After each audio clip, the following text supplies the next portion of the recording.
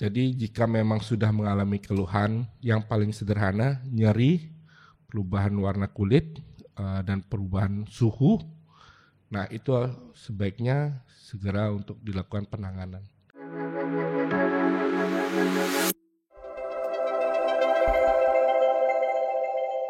Selamat datang sahabat Bethsaida pada podcast Bethsaida Hospital. Pernah gak sih sahabat Bethsaida merasa kayak kaki kram, abis itu pegal-pegal otot mungkin saat sedang berjalan atau sedang aktivitas? Atau mungkin sahabat Bethsaida ada yang pernah merasa nih kalau saat berjalan jauh rasanya kok kaki ini terasa sakit dan tidak bisa aktivitas yang lama. Nah mungkin itu bisa hanya kram biasa atau kram otot saja. Nah, tetapi juga perlu diwaspadai sahabat Bethsaida, mungkin ini suatu pertanda dari gejala sakit yang kita kenal sebagai PAD atau penyakit arteri perifer. Nah, penyakit ini bila tidak ditangani lebih serius atau tidak diberikan perhatian khusus atau tidak mendapatkan penanganan yang secara tepat dapat mengakibatkan komplikasi yang berlanjutan dan bahkan tidak bisa dipulihkan. Nah, oleh karena itu pada kesempatan kali ini kita akan bertemu dengan narasumber kita yaitu Dr. Iputu Kokohana Arisutawan, spesialis bedah toraks, kardiak dan vaskular untuk membahas lebih jauh mengenai permasalahan penyakit PAD ini. Oke, selamat siang dokter, selamat Halo. Datang dok. Selamat siang dokter. Baik kabarnya dok? Syukur baik. Baik dok. Selalu baik. Baik, siap dokter. Dok mungkin kita mau tanya-tanya sedikit nih tentang masalah PAD ya dok, peripheral arterial disease. Oke. Nah boleh gak sih dokter jelasin lebih lanjut nih penyakit ini tuh sebenarnya apa sih? Mungkin orang kita kurang gitu ngerti juga sih tentang penyakit ini dok. Jadi kalau secara ilmiahnya penyakit arteri perifer ini sebenarnya dibagi menjadi dua. Penyakit arteri perifer yang akut, jadi akut itu artinya kejadiannya pada saat itu juga, dan kaitannya juga penyakit arteri perifer yang disebabkan oleh karena kronis gitu. Yang sering datang ke emergensi sebagian besar adalah yang akut, dan yang kronis biasanya akan datang ke poliklinis dengan keluhan kaki luka. Nah mungkin yang kita lebih bahas pada sore hari ini kaki yang bersifat kronis gitu, yang dimana sering kita kaitkan oleh karena penyakit lainnya. Jadi penyakit arteri perifer ini kita bisa bayangkan kayak saluran selang, tetapi di dalamnya ada sumbatan-sumbatan. Nah, sehingga aliran di dalam selang ini tidak bisa mengalir dengan baik. Dan hal itu yang harus kita segera atasi gitu. Jika memang dia karena akut, ya harus segera dibuka gitu. Tetapi kalau dia dengan kronis, akan dilihat derajatnya seperti apa, urgennya seperti apa. Tapi end pada akhir pengobatan yang diharapkan adalah alirannya ini tetap bisa digunakan dan terbuka gitu. Oke dok. Nah penyebab dia bisa menutup, apalagi tadi dokter sempat bahas akut ya, berarti tiba-tiba menutup dok. Nah itu penyebabnya apa dok? Pada akut PAD yang kita sebut dengan akut limb ischemic atau sumbatan dari pembuluh darah dengan akut, biasanya itu berkaitan satu trauma bisa. Trauma menyebabkan bekuan darah yang mengumpul di aliran di daerah perifer kaki ataupun tangan yang secara tiba-tiba. Nah itu bisa menyebabkan dalam waktu 6 jam itu sudah harus diatasi. Karena jika tidak diatasi artinya sumbatan itu bisa menyebabkan keluhan yang lebih fatal atau yang paling berat ya sampai kehilangan anggota gerak tubuh gitu.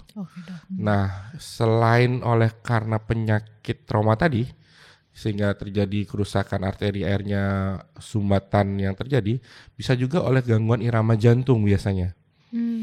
Gangguan irama jantung sering berkaitan dengan terjadinya gumpalan darah, dan gumpalan darah itu bisa mengalir kemana saja. Salah satunya adalah ke daerah pembuluh darah perifer, baik ke tangan ataupun ke daerah kaki yang paling sering, sehingga alirannya tersumbat dengan seketika dan bisa menyebabkan terjadinya yang akut gitu. Yang ketiga biasanya gangguan pada keenceran darah gitu. pada beberapa pasien memiliki memang faktor risiko darahnya cenderung lebih cepat mengental. Nah, hal itu jika terjadi pada daerah aliran darah yang perifer, nah itu akan menyebabkan gangguan pembuluh darah perifer yang akut gitu. Dan masih banyak lagi faktor lain yang bisa menyebabkan, tetapi yang paling sering yang saya sebutkan tadi itu. Salah satu 3 penyebab utamanya dari sumbatan pembuluh darah yang terjadi secara akut gitu. Nah kalau untuk gejalanya sendiri nih dok, misalnya kan akut gejalanya pasti beda sama yang kronik ya dok ya. Bisa kira-kira kapan kita bilang dia akut, kapan kita bilang dia kronik dok? Kalau akut itu biasanya yang paling sederhana, nyerinya tuh tiba-tiba datang dan langsung derajat nyerinya kalau kita bisa kan, kalau ada scale of nyeri itu 1 sampai 10, tiba-tiba datang dengan derajat yang cukup tinggi, bahkan 6 dan 7. Dengan kejadiannya tiba-tiba pada waktu tertentu gitu. Dan langsung disertai dengan rasa dingin biasanya pada kaki itu. Kalau dia berkaitan dengan trauma ya setelah terjadinya trauma berkaitan langsung dengan terjadinya trauma gitu. Nah kalau dengan yang kronis biasanya berkaitan nyerinya akan berlahan-lahan biasanya. Mulai dengan aktivitas, kemudian kaki terasa nyeri. Bahkan lama-kelamaan jika aliran sumbatan pembuluh darahnya ini makin menyumbat, makin besar atau makin menutup ke pembuluh darah utamanya, rasa nyerinya bahkan bisa dirasakan even dia sudah istirahat. Jadi nyerinya sudah setelah aktivitas nyeri, kemudian lama-kelamaan keluhan ini akan bertambah sampai akhirnya pada saat istirahat pun rasa nyerinya itu masih ada. Dan skill daripada nyerinya beragam pada setiap orang, tergantung daripada sumbatannya itu sendiri dan daripada penerimaan pada pasiennya itu. Kadangkala ada yang dia rasa hanya semutan kecil, tapi yang kita lihat kalau kita sudah periksa artinya sumbatannya sudah cukup banyak, hampir menutup total, itu juga ada gitu. Jadi memang keluhan nyeri yang bisa kita lihat pada pasien dengan kronis problem arteri disease ini, penyakit pembuluh darah perifer ini biasanya dengan reaksi nyerinya itu sendiri gitu. Nyeri yang pada saat aktivitas saja kah, atau nyeri yang pada saat udah istirahat ya udah nyeri terus dia rasakan gitu. Dok. Dan itu kita sebut dengan persistent pain, jadi resting pain gitu. Nah itu mungkin salah satu yang paling sederhana untuk melihat bahwa itu adanya problem di pembuluh darah arteri gitu. Nah terus kita gimana cara bedainnya dok sama nyeri otot biasa? Kan kita kalau jalan jauh juga kadang nyeri ya dok. Ini bedainnya betul. Gimana dok? Biasanya untuk membedakannya itu kalau dengan istirahat dia perbaikan dengan segera gitu ya, itu biasanya akan ya nyeri otot biasa gitu. Tetapi jika dengan istirahat yang sudah cukup, rasa nyeri atau kesemutannya masih tetap ada, nah itu biasanya sudah pertanda bahwa itu ada problem di pembuluh darah, aliran pembuluh darahnya gitu. Ya memang kadang-kadang tersamar dengan problem pembuluh darah yang lain karena nyeri itu kan luas banget ininya. Bahkan kalau gangguan metabolisme, nyeri daerah kaki atau sendi-sendi kaki yang kita sebut dengan gangguan GOUT gitu kadang-kadang kan juga nyerinya di situ gitu ya. Nah biasanya ini tidak ada kelainan di daerah anggota tubuh, terutama di daerah kaki, tetapi rasa nyerinya tertusuk, kemudian lebih tajam, kadang-kadang yang sering dirasakan pada pasien gitu. Yang paling sering sih berkaitan pada pasien-pasien yang terutama nih, pada pasien-pasien yang memiliki gangguan metabolisme atau gangguan daripada kencing manis atau diabetes mellitus, sehingga dia rasa nyerinya kadang-kadang dirasa cukup lumayan berat gitu pada pasien-pasien dengan diabetes mellitus seperti ini gitu. Oke dok. Nah untuk diagnosisnya sendiri ini biasanya menegakkan diagnosis selain dari gejala ya dok, itu dari apa, pemeriksaan fisik dan diagnostik tambahan kah atau gimana dok? Jadi yang paling sederhana sih sebenarnya yang paling bisa kita kerjakan kalau kita bukan tenaga medis, semuanya ada keluarga di rumah nih. Yang paling simpel kita periksa raba kakinya. Oke dok.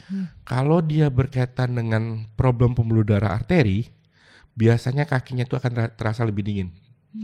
Kalau dia nyerinya di satu kaki, terutama gitu ya, kita lihat, oh nyeri dingin kaki yang kanan lebih dingin daripada yang kiri. Nah kemungkinan besar dia ada problem nih di aliran pembuluh darah arterinya. Nah itu bisa jadi salah satu petandanya. Yang kedua rasa nyeri itu tadi. Yang ketiga ada perubahan warna. Cenderung biasanya lebih pucat warnanya nih. Jadi kalau ada keluarga yang di rumah kakinya tiba-tiba nyeri, kemudian suhu udaranya suhu kakinya lebih dingin gitu dan pada perubahan warna, nah itu tanda harus segera dievaluasi di emergency gitu. Nah sedangkan di emergency sendiri banyak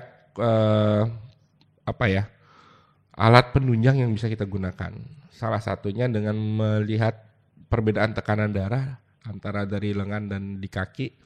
Itu ada measurementnya yang untuk menentukan ini adalah perkiraan gangguan di pembuluh darah di bawah di kakinya gitu ya. Itu yang pertama. Yang kedua bisa dengan saturasi oksigen. Biasanya pada pasien dengan gangguan aliran darah arteri, saturasi oksigennya akan menurun gitu. Kalau kita biasanya kan di atas 96 sampai dengan 100 gitu ya. Dia bisa di bawah itu, bahkan 80, 70 atau bahkan tidak terdeteksi sama sekali pada pasien-pasien yang dengan akut sumbatannya gitu. Dan itu bisa jadi faktor utama yang kita menentukan diagnostik lanjutan yang apa yang harus kita kerjakan. Yang kedua yang non-invasif, kita bisa gunakan ultrasonografi. Oke dok. Jadi belakangan ini kita bisa evaluasi di bedside langsung di samping pasien, kita bisa screening USG. Jadi kita bisa lihat aliran dari pembuluh darah sekian yang di pembuluh darah kita curigai dan kita lihat alirannya bagaimana, struktur pembuluh darahnya bagaimana, kemudian kita lihat alirannya itu apakah masih normal atau tidak. Itu bisa dinilai secara langsung dengan USG. Tetapi dengan USG saja kadangkala tidak begitu adekuat gitu. Sehingga kadangkala kita harus melakukan pemeriksaan lanjutan, yaitu biasanya yang paling sering kita gunakan adalah CT angiografi namanya. Jadi seperti gambaran CT scan tetapi lebih ke pembuluh darah gitu. Jadi dari situ kita bisa mapping secara jelas bahwa kecurigaan terjadinya bekuan darah dari pembuluh darah itu kelihatan. Nah selanjutnya baru kita akan lakukan angiografi namanya di ruang kateterisasi khusus. Nah itu baru penegakan utama itu atau kita bisa bilang 100% ada problem atau tidaknya dari situ gitu. Walaupun dengan CT scan mungkin sensitivitasnya hampir 90% gitu, tapi dengan angiografi itu merupakan gold standar untuk menilai gambaran daripada problem pembuluh darah arteri. Oke dok. Gitu. Berarti kalau dari chronic pain aja itu bisa USG itu kelihatan ya dok? USG pembuluh darah itu kelihatan ya dok? Yang paling simpel dengan chronic pain bisa kelihatan gitu, karena di gambaran USG itu kita bisa menilai anatomi atau bentuk daripada pembuluh darah. Biasanya kalau pada pasien-pasien dengan gangguan aliran, bentukannya itu akan berbeda. Ya atau dengan adanya plak atau bekuan karang di dalam pembuluh darah atau atherosclerosis seperti itu, biasanya akan kelihatan di dalam gambaran USG. Nah, besaran sumbatannya ini tergantung daripada plak yang ada gitu, dan itu biasanya bisa kita ukur dari gambaran USG. Yang kedua dengan ada namanya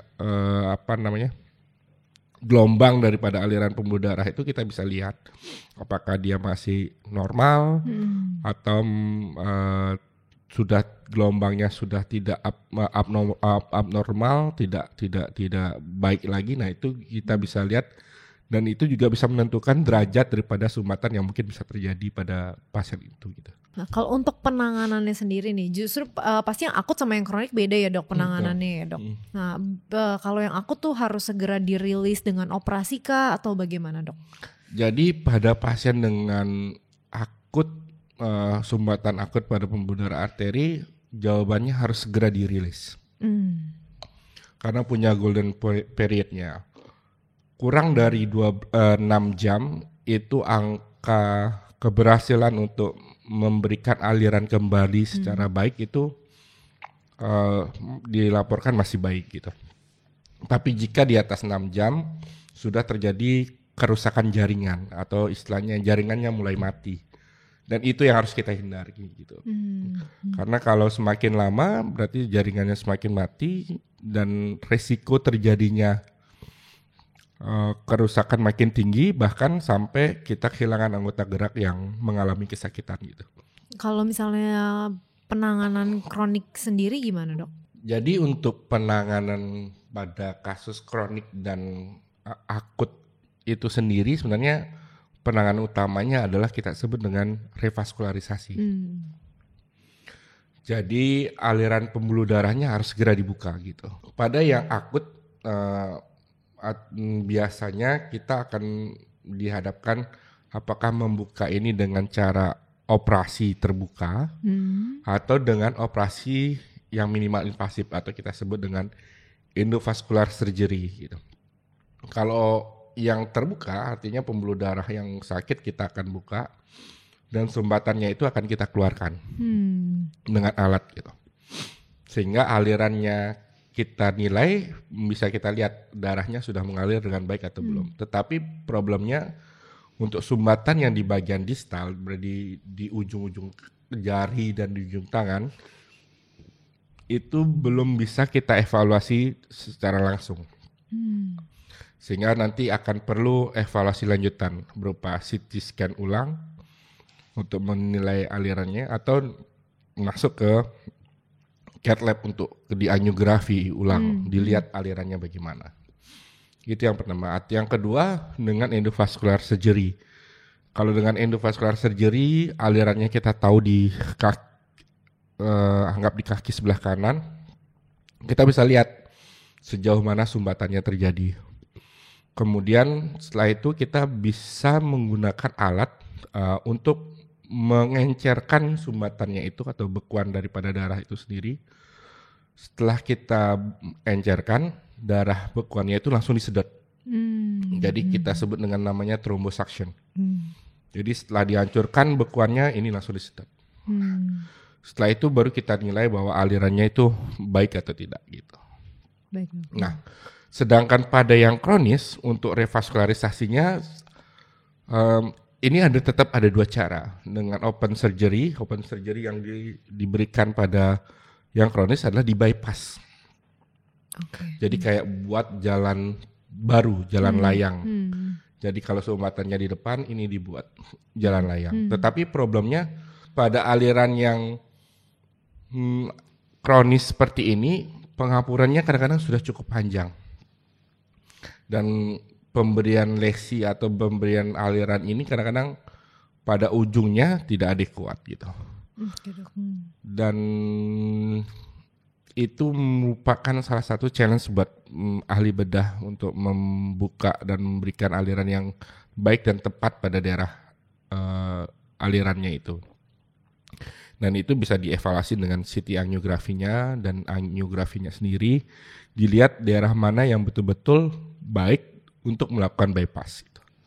Dan pada operasi seperti ini ya pasti sayatannya akan cukup panjang, hampir sepanjang aliran pembuluh darah itu. Biasanya kita sayat baik dengan bridging ataupun open semuanya, sehingga tidak terjadi problem pada saat operasinya gitu ya.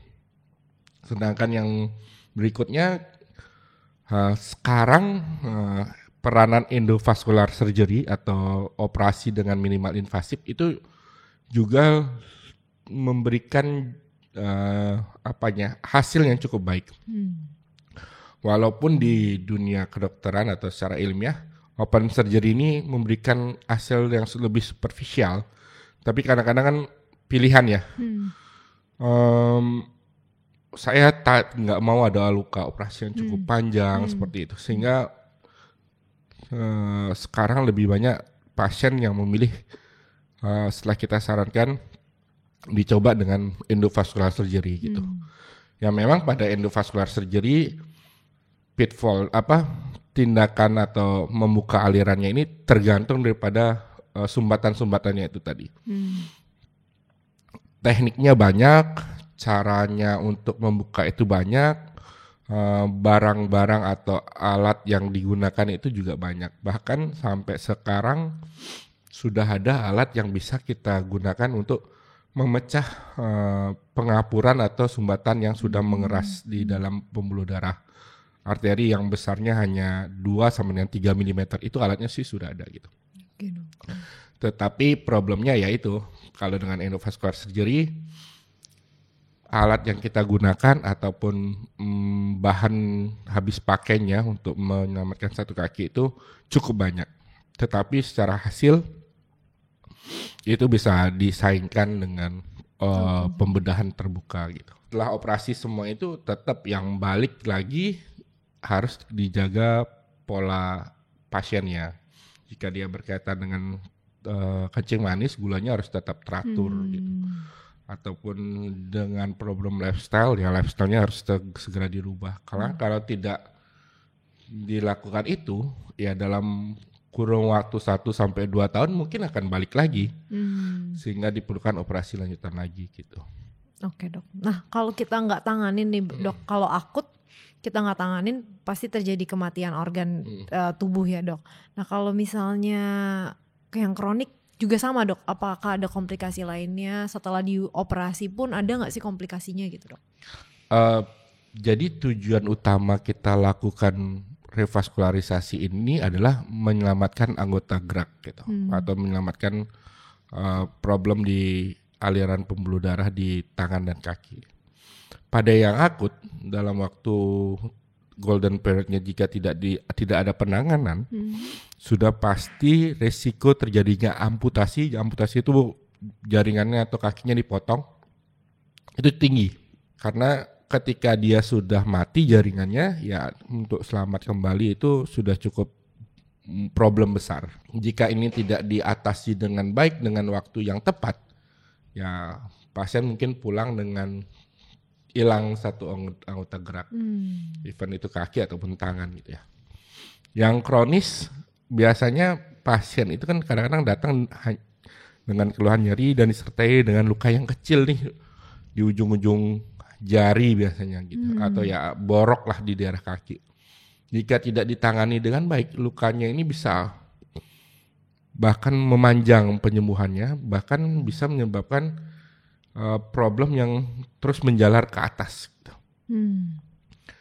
Nah kalau dan end akhirnya ya harus akhirnya diamputasi juga gitu. Makanya tujuan kita melakukan revaskularisasi pada PAD ini adalah mencegah terjadinya kehilangan organ tubuh, gerak tubuh gitu, seoptimal mungkin. Kalaupun harus diamputasi ataupun dipotong, yang harusnya segini dengan revaskularisasi, harapannya bisa lebih distal lagi sehingga pasien masih bisa tetap berdiri dengan kakinya walaupun jari-jarinya hilang gitu.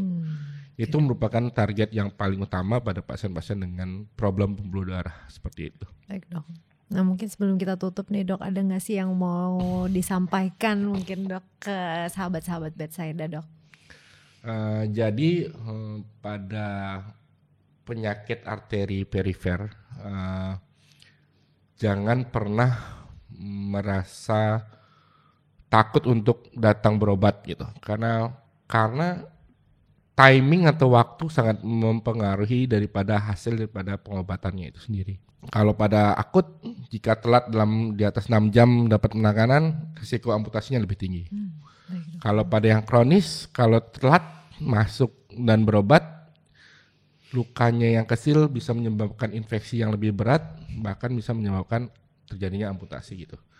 Jadi jika memang sudah mengalami keluhan yang paling sederhana, nyeri, perubahan warna kulit, dan perubahan suhu, nah itu sebaiknya segera untuk dilakukan penanganan untuk mengetahui problem yang terjadi di anggota gerak. Oke. Baik dok, penjelasannya sangat jelas nih ya mengenai penyakit arteri perifer di pembuluh darah bagian tangan dan kaki ya dok. Nah ini penting banget sahabat Bethsaida, kenapa ya? Karena kita udah dengerin dari tadi bahwa dari nyeri-nyeri ini bisa sampai amputasi anggota gerak dan kasusnya cukup banyak ya dok. Nah makanya harus dicegah dengan mungkin lifestyle kita. Betul. Jadi harus olahraga harus lebih sering ya dok, jaga makan, terus status gula mungkin harus dijaga. Kolesterol juga ya dok. Kolesterol, gula, metabolic problem harus tetap dijaga. Betul, karena kalau nggak seperti itu perubahan yang terjadi bisa mempengaruhi aliran pembuluh darah lagi. Oke, nah itu penting banget sahabat Bethsaida. Jadi jangan takut untuk konsultasi karena penanganannya lebih cepat lebih baik. Kalau semakin lama ditunda-tunda malah berakibat lebih tidak baik untuk hasilnya ya dok. Betul. Oke dok. Jika ingin berkonsultasi lebih lanjut dengan dokter Putu, boleh langsung konsultasi ke Bethsaida Hospital atau boleh telekonsultasi ya dok, melalui WhatsApp kita Vina ya dok. Oke, jadi banyak banget aksesnya untuk bisa konsultasi ya sama dokter ya dok. Oke, jangan lupa like dan subscribe channel YouTube kami untuk mendapatkan informasi seputar kesehatan lainnya. Saya Dr. Jessica pamit undur diri, terima kasih.